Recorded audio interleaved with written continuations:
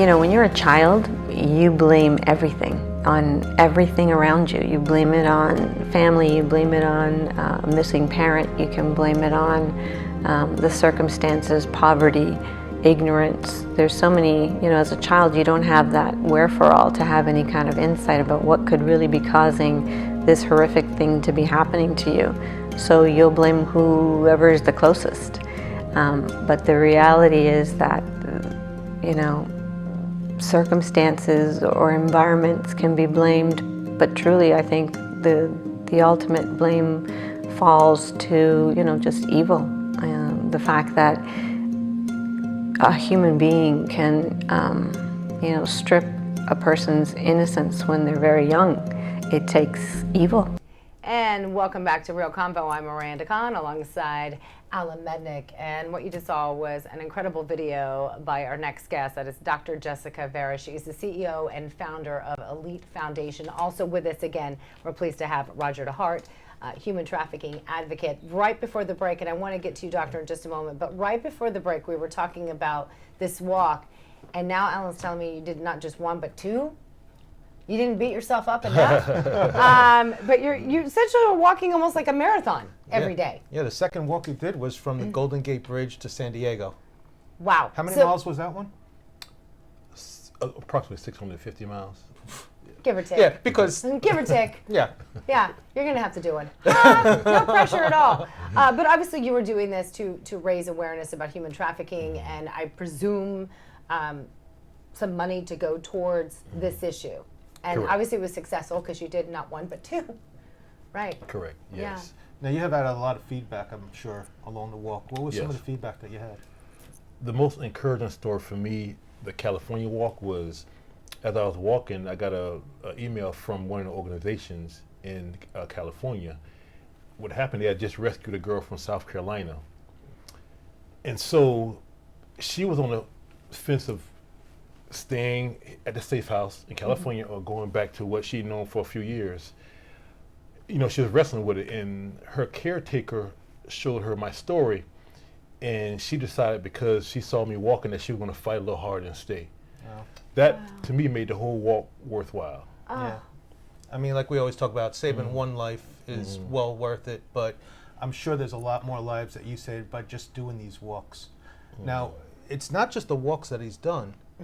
You've actually testified in front of Congress, too. Correct, yes. And was that with the walk up to D.C., or was that a separate time? That was between the two. Oh, really? Yes. He had to give himself a little bit of a break. I hope you didn't walk up there again to do it. Yeah, I was very grateful that they acknowledged what I did, and my mindset is always to raise awareness, even on that level. You know, so I was appreciative they gave me a congressional record statement on Congress floor about what I did, and you know, for me, it's about the victims, about the survivors. You know, and I'm very mindful to guard my heart from making it about me. Yeah. You know what I mean? Yeah, and also But we can feel your empathy right there. You can see it. Yeah, and that's important. People need to be a little more empathetic nowadays. Yeah, definitely needed. Yeah. And obviously we know we had the Super Bowl here a couple years ago, or last year, and in Miami. It seems like it's been forever I since know. we've seen football, so I know. I understand it. This year's been really long. Yeah, I know. But obviously there was a big human trafficking, because Miami's a big hotspot for it. Correct, yes. Yeah. So you actually went there and met with Commissioner Goodell. Yeah, it was. Yeah, I was honored enough to be invited by him to, they call it a unsung heroes luncheon. So I was able to. The great thing about it, I was able to tell him respectfully that, you know, NFL needs to take more of an initiative for victims of human trafficking. Yeah, you're doing so much to get that word out. You really are. Thank you. So, Dr. Jessica. Hey. Welcome. Thank you. Pleasure to be here. Thank you. So obviously, you know, you've heard his story, but you have a different personal connection to this, as we heard. Yes, I certainly do. I have a personal connection. I'm a survivor of exploitation. So as a young child, I was exploited, and I experienced sexual violence and rape, and as a young adult in the business world also. So I have a personal connection to the exploitation of vulnerabilities. And then the story evolves, right, to the next generation, basically. My own daughter was fished and groomed online when she was 15 by a trafficker who was pretending to be a 15-year-old young boy with a profile and the whole 9 yards. And mind you, I was already working for CSEC and the Department of Children and Family at the time for 18 years, so I was already very entrenched. And a helicopter parent to boot, right? So you would have thought this would have never happened. Understandably so, having gone through what you went through. Yeah, yeah. It was part of my parenting style.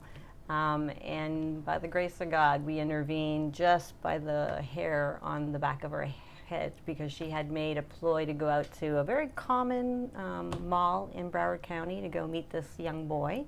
And we later found out that that was all a human trafficking ring. They would have taken her. They would have taken her to New York along the east border side. And we wouldn't have seen her in 72 hours. So we are blessed, and I was extremely touched that if it could happen in my household, where there was a helicopter parent, a very well-informed and also very sensitively affected by the exploitation myself, it could happen to anyone. Can you, and again, I want to be careful because I know Alan's very mindful of this. I don't want to traumatize anybody. It's really what you feel more comfortable with, but can you kind of explain a little bit more about what happened to you personally, just so people have a better understanding Absolutely. of human trafficking and what it is? Human trafficking, what we're finding in research is that there's a lot of predisposition. It's a continuum. So usually it starts with someone who's had already some sort of abuse, usually sexual abuse, and I did. I had experienced incest in my family, and then I experienced abuse by members of family members in the family as well.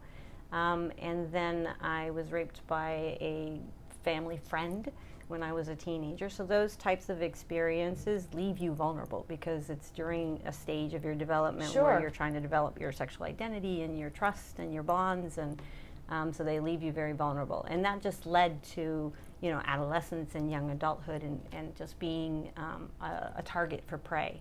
Can I ask you something about that? And I'm curious about it because, you know, I know Alan's daughter was raped, my sister was raped, but I'm going to be honest, there's probably not a woman out there I know that hasn't been molested or raped. I can find very few. And when I tell men that, they're like, really? And I'm like, yeah, I'll just name all my friends, like right now. This one was date rape. This one was raped by my friend's stepdad. This one was molested, usually by a family member or close family friends. So I think it's important to get that out there. And it has been a taboo subject for so long, but I was so pleased to see the Me Too movement because as much as it was a victim-led movement and it got a lot of flack, at the same time it brought such awareness to the fact. You're absolutely right, Miranda. It's 8 out of 10 women who have experienced some level of sexual violence or exploitation. And typically 8 out of 10? 8 out of 10. Wow. Typically what I've heard from that too is you look for affection from other people at that point. You look for positive, I don't want to say positive, but someone just coming to you and saying, hey, you know, you're a great person, and people could talk you up. And that's how it happens with the human trafficking. Right. So the one step beyond exploitation to being trafficked, right, is that coercion, the fraud, and the force. That's what makes it trafficking. That's what makes it the crime of trafficking. And you're absolutely right. We're seeking love, as every person seeks love. The difference is that you have learned different ways to be able to interpret messaging. So when someone is being kind and affectionate and grooming, they're love bombing you, right? So someone who's vulnerable to that would fall prey much quicker than someone who has a very strong self-core concept and esteem. And so I definitely, you know, was the poster child for many, many years. But it, for me, it really led to what saved me was education. I went down the path of, let me learn everything that I can learn about trauma. Let me learn everything that I can learn about how it can potentially stifle your potential.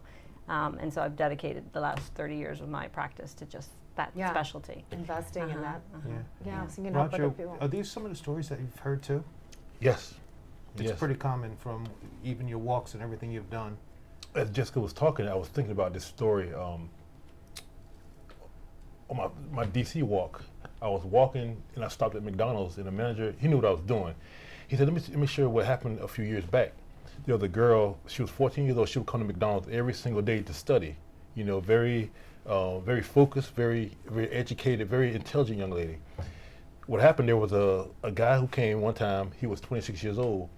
His first time there, he said, hey, you know, more little girls need to do what you're doing. I'm so proud of you. The next day he came back. You know, I thought about you last night. You're going to go a long way. You know, you're really going to make a difference. Give her $100. This was in Satellite Beach. The next day he came. He said, let me show you how serious I am about you. Here's another $100. Here, let me give you my number. This weekend we need to get together at Dairy Queen. Let's talk about your future. I want to figure out how I can help you. They end up getting together, talking, and he convinced her to get in the car. So he took her to the hotel there were men waiting for her. So you know what I mean? So he was patient. It's that trust. You're building that trust so it made me, little by little. Yes, exactly. So heartbreaking stories like that. You know? I want to talk more about that because, you know, obviously you said this happened to you personally and then it almost happened to your daughter. So anybody can be a victim to this. So I definitely want to make sure we give advice to parents, especially that are watching, what they need to look out for coming up after the break. And we also want to talk about the incredible foundation that you founded. Looking forward to hearing about that so much. And hopefully we can make a big difference today and help a lot of people. So stick around. There's so much more to come. You are watching RealConvo. We'll be right back.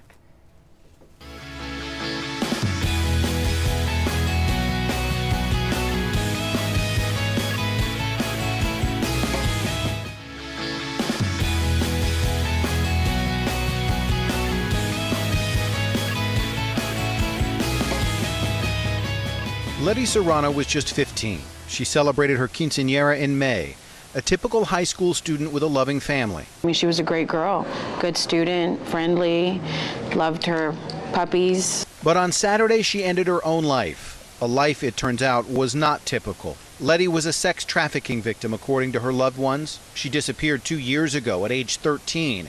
They say she was drugged and sold. And even after they found her near the bayou at Moody Park and brought her home, she was not the same. And welcome back to this edition of RealConvo. Miranda Kahn here again with my co-host Alan Mednick. Suicide, always a tough topic, but one that needs to be talked about, and unfortunately one that we know way too much about. You lost your daughter, your niece. I lost my sister to suicide. And I can only imagine with, you know, what these people go through, the mental health aspect, the mental health toll that goes on them. So, I mean, obviously, Dr. Jessica, we just saw someone that took their lives. How common, I mean, obviously you said that you had some experience with this. Did you have any thoughts? Oh, absolutely, absolutely. I can tell you very vividly between 16 and 18, there were several attempts. I just wanted it to stop. I wanted the pain to stop at the time. And just to be clear, you weren't human trafficked at all, but you were a victim no. of sexual abuse. Sexual abuse, exploitation, and rape, yes. Yeah. Absolutely. Yeah. So from that clip, just to give you an insight, the average lifespan of a victim that's been trafficked, once they've been recovered, is only 7 years. Because either they will take their own life, or they will die by overdose, which could be them or could be their traffickers, or the complex trauma, the PTSD just becomes too much for them, you know. Is there an age range that is most common? So, you know, we've been studying this only for 20 years, first and foremost, right? So we're pretty much early adopters, and the stats are showing that the average age is about 12 to 13. But I'm going to tell you, I work for the Department of Children and Family. My youngest victim, as a commercially exploited child, was 4 years old. Wow. So, and that's got to be hard for you because that's when your sexual abuse started, was when you were 4 years old. Right. You know, and then you were abused in your adulthood as well. I was. So I was. Sorry, didn't you know? No, no worries. I jumped into education, but I also went down the road of, you know what, I recognized that having resources and independence were important, so I became an entrepreneur, and I became a very successful entrepreneur very early. I built multi-million-dollar companies, so can you imagine, Latina, cute and little, walking into boardrooms that were 99% men, right? With the PTSD of knowing that these are not necessarily a friendly crowd to be in front of. And my worst nightmare came to truth. You know, I was raped by a couple of businessmen as well. So what had happened to me as a child, I thought that I had, been able to learn sufficient strategies to defend myself. But unknowingly, you know, walking into where there's power differentials. Really, that's what it is. You know, when we look at exploitation, it's really just the stripping of consent. And in trafficking, it's for profit. Without profit, it's exploitation. So the Me Too movement is all about exploitation. It's a power differential. And so in those business environments, right, there's a lot of power differentials. And it's not always men. I don't mean to bash, right? It's not always men. There's also women that take advantage as well. Right, and I still believe innocent until proven guilty. Exactly. That is what our court system was built on. But from my experience, that was just one more layer of trauma. Yeah. One more layer of trauma to make things more complex. And how do you, I'm just wondering, like, how you deal with that when you, like, dealing with the trauma that you had. You know, Alan asked you, you said yes, you were suicidal. You think you conquer that. Then you get hit again. Are you afraid now? I mean, is it, do you still get those moments when you're around men, like or are you okay? I mean, how do you? So I mean, for me, right, you have to do the work. And I'm sure you've picked up, right? I went to school to make sure that I learned everything there was to know about trauma for the purposes of being well informed. Right. And so for that reason, I did a lot of work, personal work, work to kind of, you know, battle my demons and to be able to learn how to turn those real significant setbacks in life into great strength positions. So now my relationships with men are different. They're guarded. I have different boundaries. I know how to navigate those waters, but it came with work. You know, you have to do therapy, you have to do introspective work, and you really have to learn how to become vulnerable to yourself again and to recognize that, you know, you have a lot of strengths and possibly much more than you would have had those experiences not happen. Like, I truly believe that a lot of what happened to me shaped who I became. Yeah, it doesn't define you, but it shapes you. It does shape you. You know, as someone who's, you know, I was also sexually abused as a child, and I did have a hard time. I think it definitely had an impact on my relationship with men, and maybe, you know, made me less inclined to be promiscuous, I guess, if you will. I was kind of more of the prude, if you will, because of that. Right. TMI. But because of that. But so, you know, I like hearing what you're saying, because I do think it takes a lot of work to be able to do that. It's a lifelong journey. I'm going to tell you, even what to this advice day. do you have for women, though, that are still maybe struggling with that? I would tell you that, you know, you really have to take the time to do the self-work. It doesn't mean, I mean, yes, there's a place for therapy. Yes, there's a place for, you know, And formal that's therapy. what you do. And that's what I do, and I do work with individuals. The key is here. If you can do the individual work, the self-discovery work, it's very powerful. But if you find that there's blocks, that there's actual, you know, depression, anxiety, PTSD symptoms, things that are beyond the control of just self-discovery, then definitely you need to, you know, have no reservations whatsoever, or fears, right, to seek help. Because that help is going to just come alongside the work that you're doing and help you be able to move beyond those blocks and barriers. And obviously, all this work that you've been doing led up to your foundation that you started. It's Elite. It's called ELITE, which stands for End Lost Innocence to Exploitation. So a lot of people think it's elitist, but it's not. It's elite for that reason. And yeah, we started it in 2016. I started it alone, and then rallied a lot of my friends and said, you know, we need to do something about this. It needs to end with us. That's our hashtag, you know, it ends with us. I love that. Yeah, it ends with us. And so, you know, having had the experience of transgenerational, because that's what it is, from myself to my daughter, that was the draw. You know, that was the last drop of the cup. I said, there's no way in hell I'm letting my daughter go through what I went through, or one other child go through what I went through. Right. And so that's my driving force to prevent that from happening, and ELITE is dedicated to that. And So what do you do? Like, explain how your ELITE, foundation works. ELITE has 3 very specific silos. It does education, empowerment, and then it does leadership for survivors to evolve and become self-sustaining. Very entrepreneurial. That's really important. Very entrepreneurial. So on the education, we do a lot of preventative work, and Roger and I have collaborated on a lot of different projects to be able to do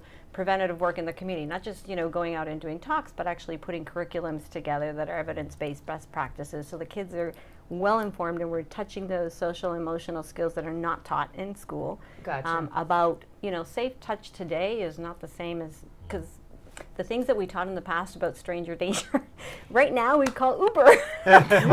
we give everybody our addresses, and we tell everybody where we are. I do want to make sure we get to that, because as someone who, you know, again, was a victim of sexual abuse, right? You self-described helicopter parent. Yep. And yet your daughter was this close to becoming a victim of human trafficking. Right. And I'm sure that shocked you, especially with all your Rocked my experience world. working for DCF. Yep. You've seen it. So for the people watching, because this is for you, we want to not just highlight this issue, but we want to make sure that you're armed with the information that you need. So if you can, kind of describe what we need to look out for. Sure. So today, and both of you, feel free to chime in. Sure. Yeah, I think, Roger, you touched on it before. One of the main, the new ways, right? The traffickers' schemes are changing and evolving just as quickly as the world is. Like in this pandemic, for example, it's a perfect example. All of our kids, including our kindergartners, are online.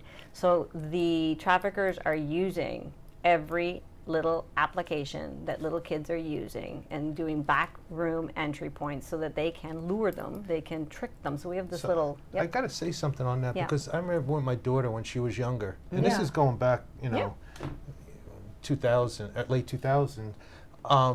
We were so paranoid. There was a lot of messages out there about people texting and meet people, you know, on the apps with your child, and your child like giving them information where they live, and we always were very cautious, and we were told back then to make sure you look at your kids' information, what they're putting on there, make sure they're not giving out the address.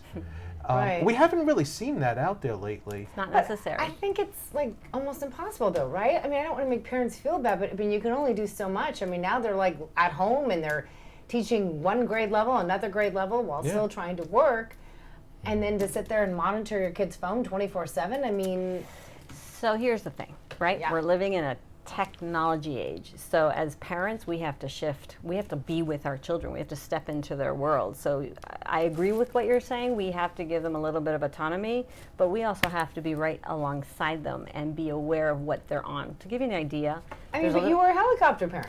Yeah, but I was a helicopter parent with an ignorance to the trafficking culture. Okay. So I was helicoptering, you know, who does she spend time with? She doesn't sleep over at somebody's house. You know, I don't let this relative, that relative, no males had her to themselves at any point in her life. Okay. So that was my context at the time, because that was my experience.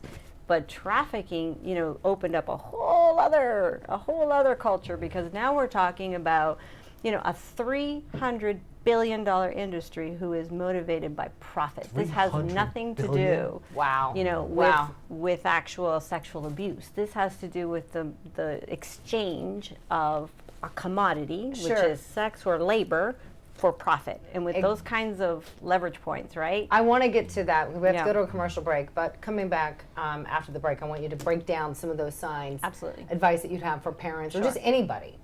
How do you know if someone's being human trafficked, or what are the things to look for so you can keep your family safe? We'll be right back. You're watching RealConvo.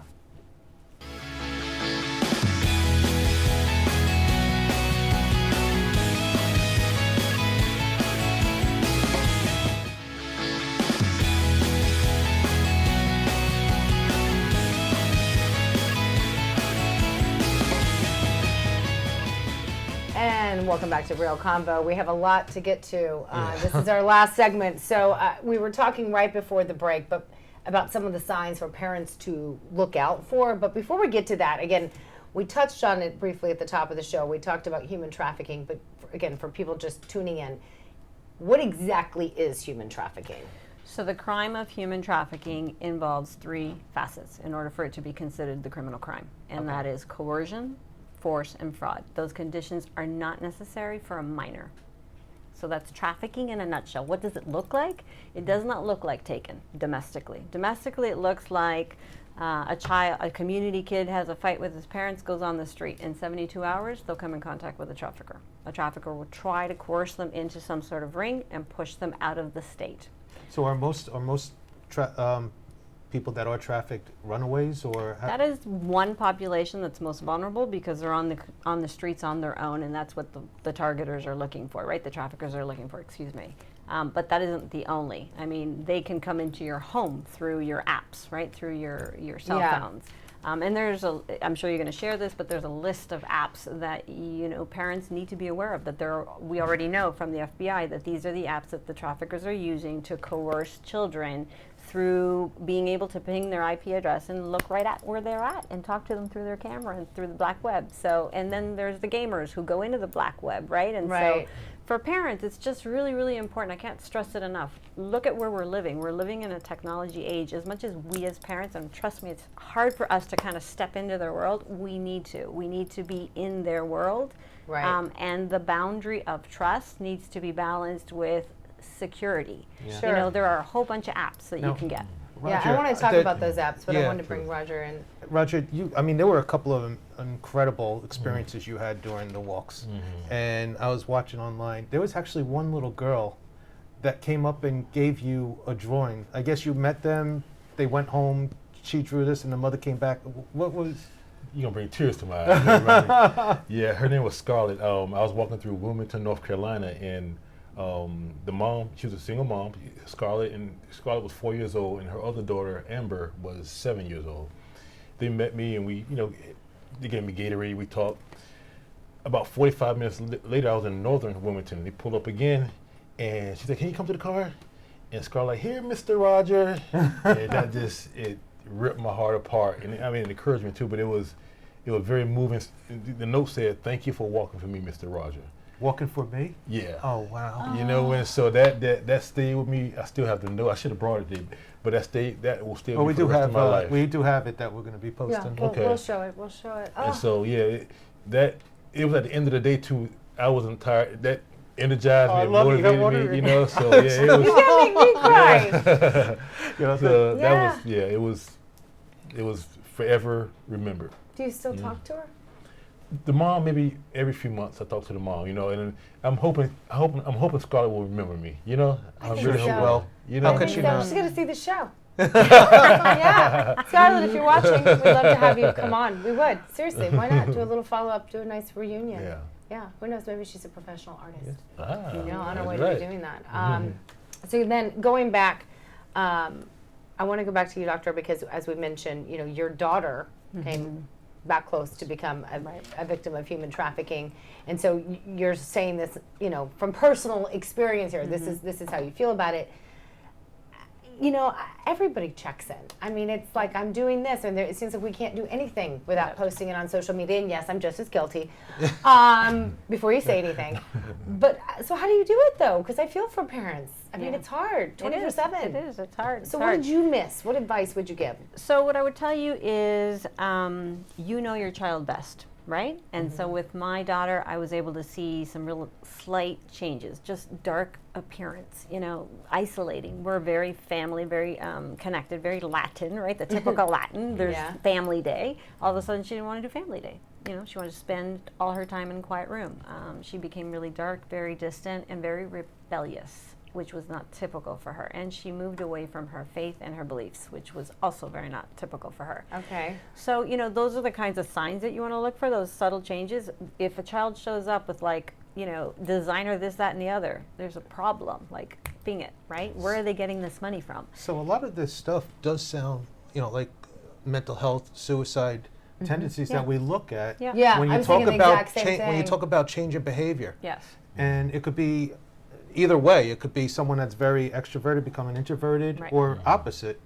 And it sounds like it's pretty much grooming, showering, sleeping. Yep, there's a lot of parallels. You're absolutely right. Those are all very significant signs. But there's a few nuances, like the bringing in, disappearing, going out with friends that you've never met, telling you that they just have a new boyfriend that you've never met, and things like that were a little bit strange. Roger, obviously you've had a lot of personal experience with people who've become victims of human trafficking.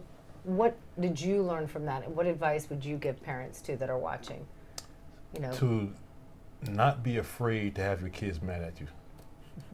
You know what I mean? For being nosy, whatever, but not being afraid, because that can that can determine the situation. That can determine whether my kid is being lured into a certain situation.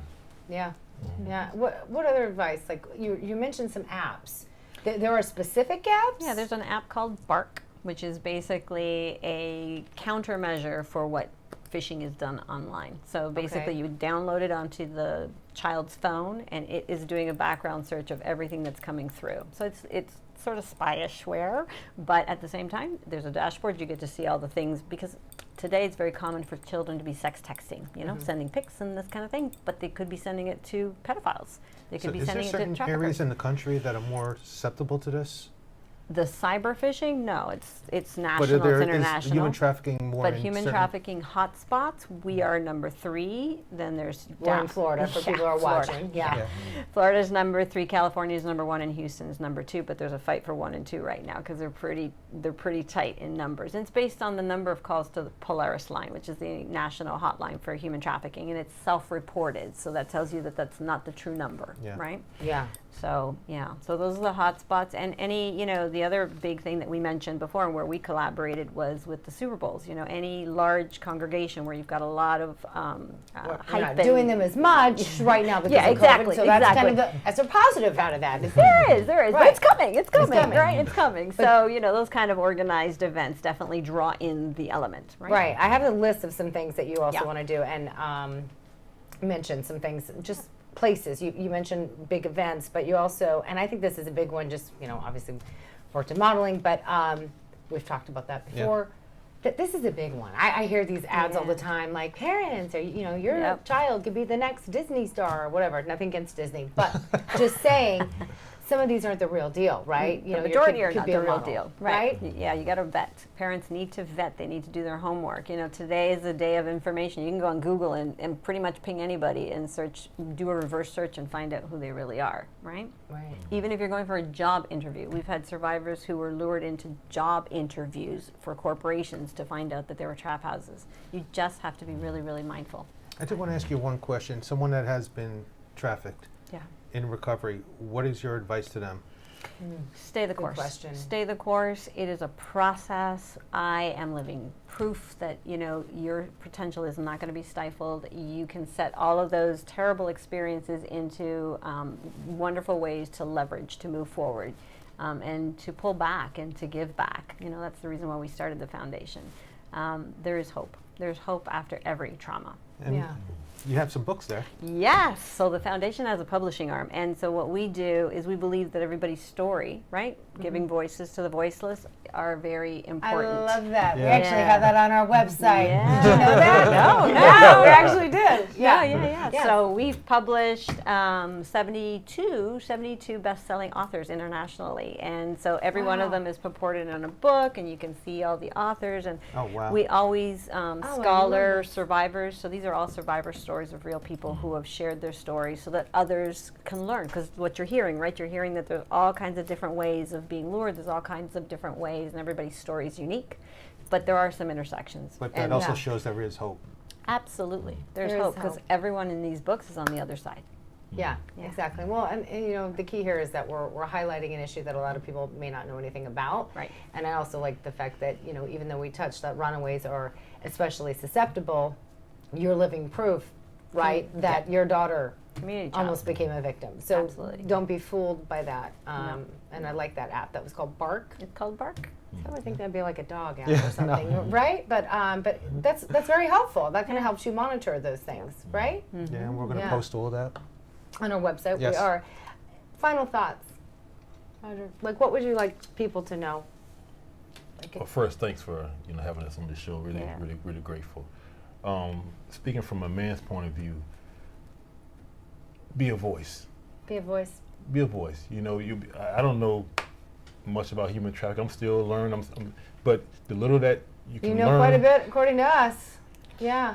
the little that you can learn, you'll be amazed at the people's lives you can touch if you just make a decision to want to, Yeah. give your heart to. That's what I love about this I guy. love it. He's doesn't know much about it, but he's out there raising awareness because he knows it's And important. you're doing it right there. You are And giving a voice. You're passionate you. about it. Yeah. Thank you. Scarlett, we hope you share your voice with us eventually. We'd love to have you on RealConvo. Thank you both for Yeah. joining us. It was a pleasure. Thank you for And having us. you can learn more information about human trafficking, what to look for, some of the information that we brought up on the show by going to our website. That is real-convo.com. Thanks so much for joining us. We'll see you next time.